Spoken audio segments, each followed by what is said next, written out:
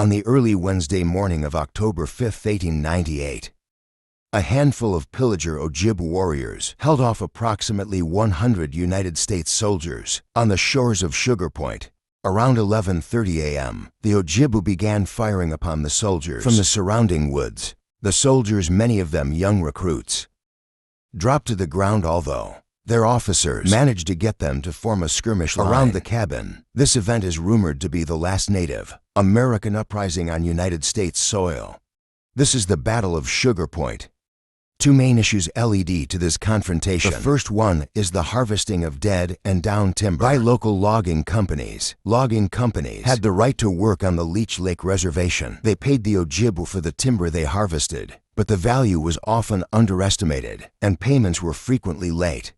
Money received for timber, which was intended to sustain Ojibwe people, was mishandled, misappropriated, and frequently spent senselessly by Indian agents, which were white then. On behalf of the Ojibwe, some loggers were allegedly seen setting fire to healthy trees in order to damage them and pass them off as dead. The second issue was the mistreatment and injustices at the hands of U.S. Marshals and other agents each time a witness or defendant was brought before the court. In the town of Duluth, men were paid by the U.S. government. The Ojibwe were routinely rounded up and brought to Duluth on false charges to prevent future mistreatment in the destruction of nature on their land. The pillager Chippewa band wrote a petition to U.S. President William McKinley. They stated, "We, the undersigned chiefs and headmen of the pillager band of Chippewa Indians of Minnesota, respectfully represent that our people are carrying a heavy burden, and in order that they may not be crushed by it, we humbly petition you to send a commission to investigate the existing troubles here.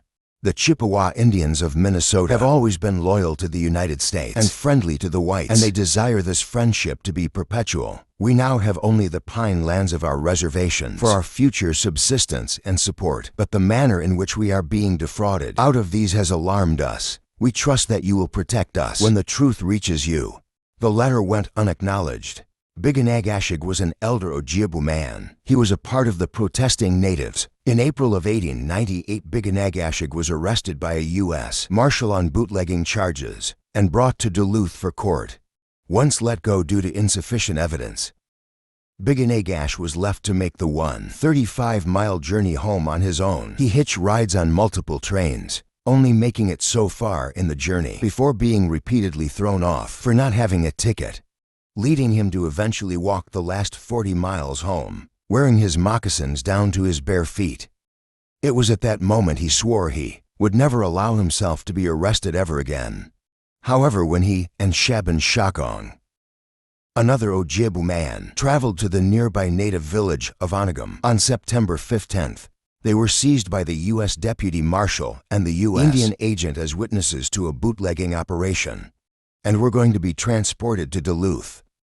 Sensing danger and not wanting to end up in Duluth again, Bugonaygeshig called out for help. Local Ojibwe people in Onagame, hearing the plea of one of their elders, managed to free the two men.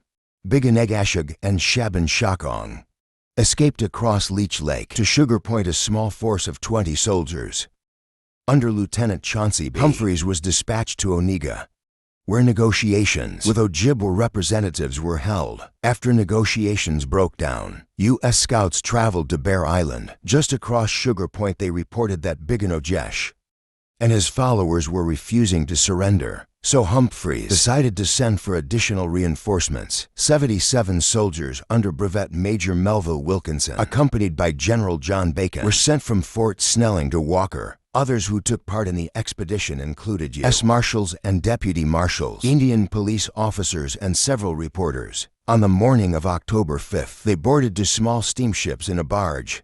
They sailed from Walker across Leech Lake until they reached Sugar Point, where Bugonaygeshig's cabin was located.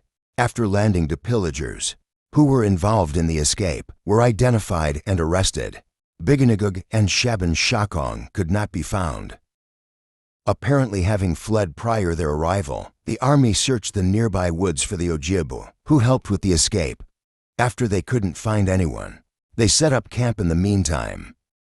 Around 20 Ojibwe warriors took positions in the woods around the cabin. How the battle began has often been disputed. Throughout the years, the pillagers have held that the soldiers began firing on a canoe with 2 women and a child inside. The army claims that a soldier accidentally discharged his rifle. Regardless, at around 11:30 a.m., an intense firefight between the 2 sides began.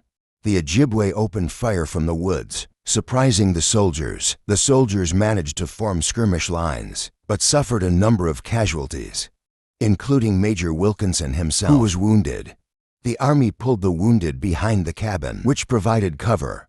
Wilkinson soon returned to his troops, encouraging them, but was shot in the abdomen. He died an hour later in the cabin. The battle continued into the evening and night. Gunfire from the Ojibwe became less frequent, but some would take occasional shots throughout the rest of the day and night. That night, Indian officer George Russell was allegedly shot by mistake by a soldier who mistook him for a native. The next morning, the army retreated from Sugar Point back to Walker. In the fight, the Ojibwe didn't suffer any casualties. While the U.S. suffered 7 killed and 19 wounded, the initial report of the fight sparked panic and fear. Newspapers spread false claims of 100 soldiers killed, a massacre in a native uprising. Some settlers expected attacks on nearby white settlements. Following that, 200 additional troops, carrying a Gatling gun, were sent from Fort Snelling to Walker. The Minnesota National Guard mobilized, while local settlers organized into militias. In Bemidji, residents barricaded themselves until a militia sent from Duluth arrived. In the meantime, the Ojibwe rapidly dispersed from their villages to remote parts of the reservation. With all of the nation's attention turned towards Leech Lake, the U.S. government was forced to hear the grievances put forth by the Ojibwe people. Commissioner of Indian Affairs William A. Jones was soon dispatched to the area. After an extensive number of meetings with tribal elders, an agreement was reached. Several pillagers turned themselves in for warrants related to escape. None of the warriors who participated in the fight were arrested. Bugonaygeshig upheld his pledge to never return to a U.S. court or jail. Shaboon de Shakong wasn't arrested neither. Most of those who turned themselves in served between 2 to 6 months, and everyone involved received a full pardon from President McKinley a short time after the council concluded. Commissioner Jones criticized local and state officials for, quote, the frequent arrests of Indians on trivial causes, often for no cause at all, taking them down to Duluth and Minneapolis for trial, 200 miles away from their agency, and then turning them adrift without means to return home. When he returned to Washington, Jones later said, the Indians were prompted to their outbreak by the wrongs committed against them and chafed under unfair treatment. They now will go back to their homes and live peaceably if the whites will treat them fairly, which is very likely, as the whites were thoroughly impressed with the stand taken by the Indians in this respect. The outbreak has taught them a lesson. After that, the situation calmed down, and reforms in the management of timber on the Leech Lake Reservation eventually led to the establishment of the Chippewa National Forest. Bugonaygeshig went on to live another 18 years in the area before passing peacefully. The U.S. Army never returned to the shores of Sugar Point on Leech Lake.